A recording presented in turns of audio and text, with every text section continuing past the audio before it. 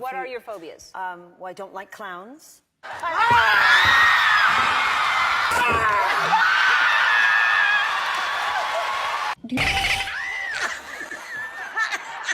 Mariah Carey is opening up about this uncomfortable 2008 appearance on the Ellen DeGeneres show. Let's talk about your time in prison. I didn't go to prison. Ellen DeGeneres used to be one of the most loved hosts on TV. Well, that was until she wasn't. Ellen, also known as Miss Be Kind to Each Other, had paraded herself as an angel on her show for years. She would shower her audience with gifts and display a great persona that was wonderful to watch. However, she finally got her dirty side exposed as her true personality came to light and fans found out that things were not quite as they seemed behind closed doors. Many now know her as a notoriously mean person who has a habit of belittling and demeaning the people that work under her. But Ellen was not only mean to her staff. She had placed a lot of her celebrity guest stars in very uncomfortable situations, and some of them finally came out to tell stories of their rather disturbing encounters with her. So how badly did Ellen treat those she came into contact with? What had these celebs said about their encounter with her? One particular incident that got a lot of fans worked up was her interview with Mariah Carey. At the time, rumors had been circulating online about Mariah being pregnant, but she repeatedly avoided answering questions about it, as was her right. But during her appearance on Ellen's show, she was put on the spot, and to confirm these rumors, Ellen decided to do something rather strange and, quite frankly, risky. In an interview with Vulture, Mariah is addressing that extremely uncomfortable moment with DeGeneres, telling the mag that she's really had a, quote, hard time grappling with the aftermath.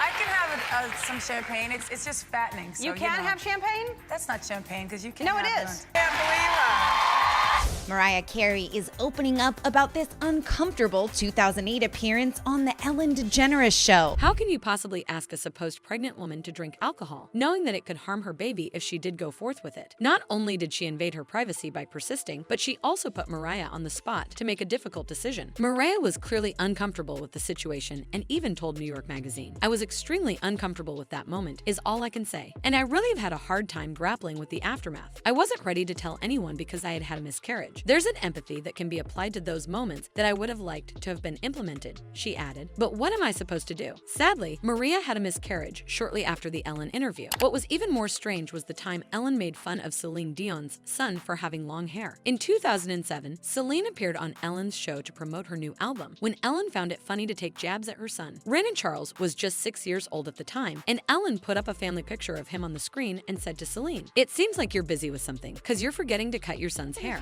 When are you going to cut that hair? Do you have a problem with that? No, I don't have a problem.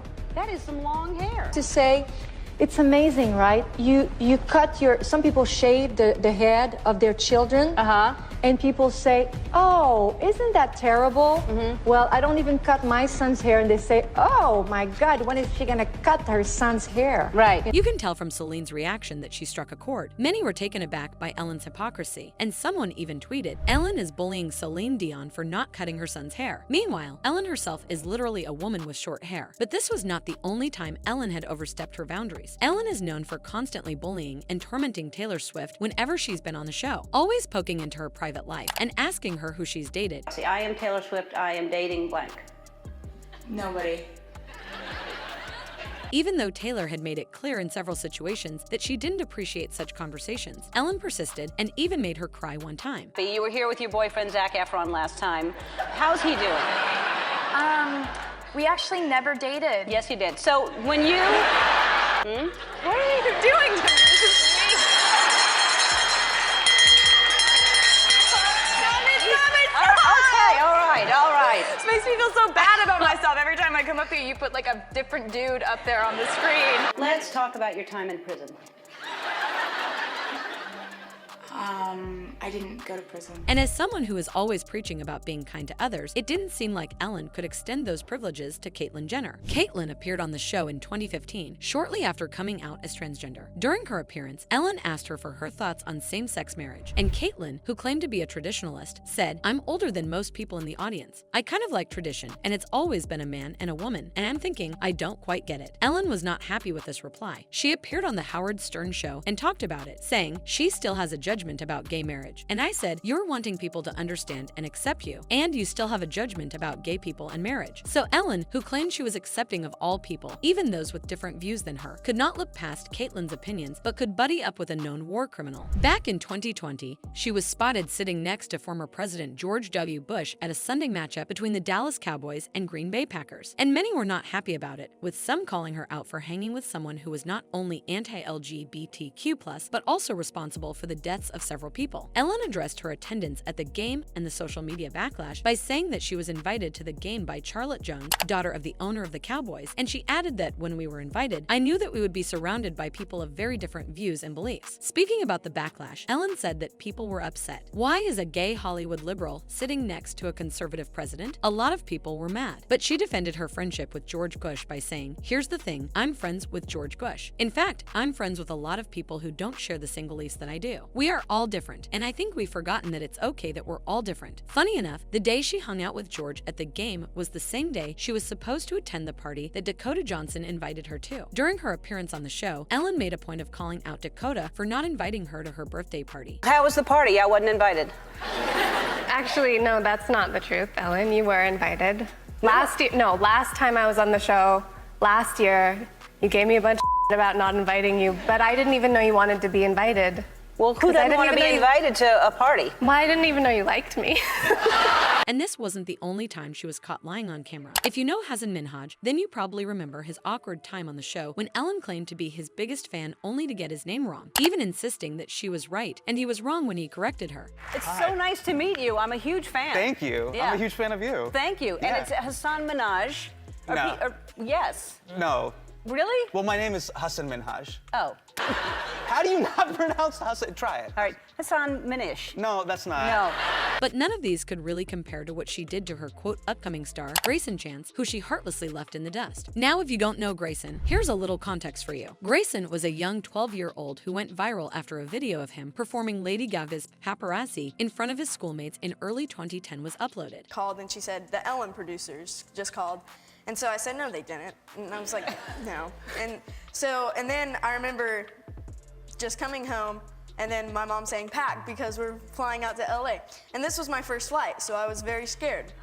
So we flew out and now I'm here and it's just, I'm still taking it and it's just amazing. Yeah, it's pretty, He was invited to make an appearance on Ellen's show. Ellen was absolutely enthralled with him and promised to take him to the moon. After the interview, she was so inspired by his prodigious talent that she co-created her own record label, 1111, and signed him as her first act. It was her chance, as Variety put it, to out-Biebing the Bieber, the biggest teen pop star at the time. Ellen got him everything he needed: high-profile managers, a deal with WME for a booking agent, a publicist, and a brand agent. She basically set him up on the road to success. And although this was everything Chance dreamt of and more, there was something odd about his helper that really didn't sit well with him. According to Chance, she was always a call or dinner date away and was super invested in him. But at the same time, she also became domineering and way too controlling. And as his career intensified, so did her control. My whole week, my whole month, my whole year could change with one text message from her. If she had an opinion of any sort, the whole thing changed, he said. He had recounted the time when she had asked him and his team to redo an entire performance